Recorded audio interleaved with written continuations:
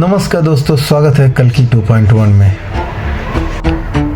दोस्तों, श्रीमद् भागवत पुराण में लिखा है, अंत ही आरंभ है। समय का चक्र फिर वही कहानी दोहरा रहा है। जब पाप अपने चरम पर पहुंच चुका है, जब धर्म केवल पुस्तकों में रह गया है, जब इंसानियत की कीमत कुछ सिक्कों से भी कम हो चुकी है, तब जन्म लेता है अंत के आरंभ का। तब अवतरित होते हैं भगवान कल्कि। धरती पे अधर्म का साम्राज्य फैल चुका है। न कोई सत्य वचन, न करुणा, न आस्था। राजाओं की जगह भ्रष्ट शासक हैं, ऋषियों की जगह झूठे भविष्यवक्ता। हर आत्मा पाप के बोझ तले दब चुकी है। देवता इंद्र, ब्रह्मा, विष्णु के समक्ष प्रार्थना कर रहे हैं, प्रभु अब केवल आप ही इस अंधकार से मुक्ति दे सकते हैं। और धर्म की जड़ें गहरी हो चुकी है। भगवान विष्णु, समय आ गया है, मैं स्वयं पृथ्वी पर अवतरित होऊंगा कल्कि के रूप में। संभल नामक पवित्र गांव में विष्णु यश नामक ब्राह्मण के घर जन्म लेते हैं धरती के उद्धारक भगवान कल्कि। उनके जन्म के साथ ही अंधकार कांप उठती है, क्योंकि उसे पता है उसका अंत निकट है।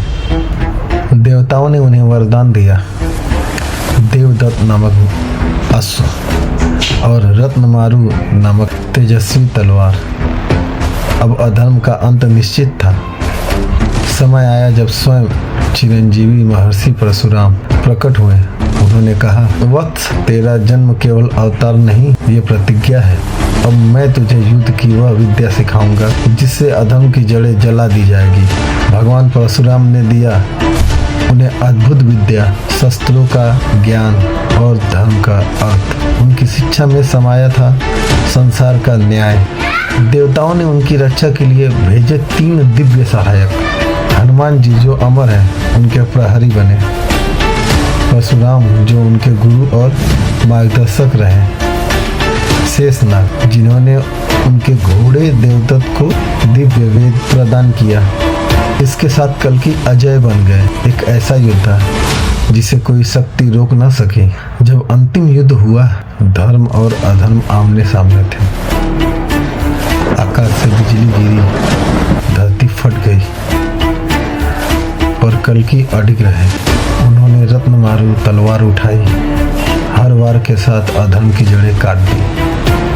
देवदत्त के दौड़ने से धरती हिल उठी। आकाश में विष्णु का तेज प्रत्यक्ष हुआ। पापियों की सेनाएं जल उठी और धर्म की ज्योति फिर से प्रज्वलित हुई। प्रलय के बाद आया नया प्रभात, जहां फिर से धर्म, प्रेम, सत्य की नींव रखी गई। ये वही क्षण था जब अंत ही आरंभ बन गया। जब संसार अंधकार में डूब जाता है, तो भगवान स्वयं प्रकाश बन के जन्म लेते हैं।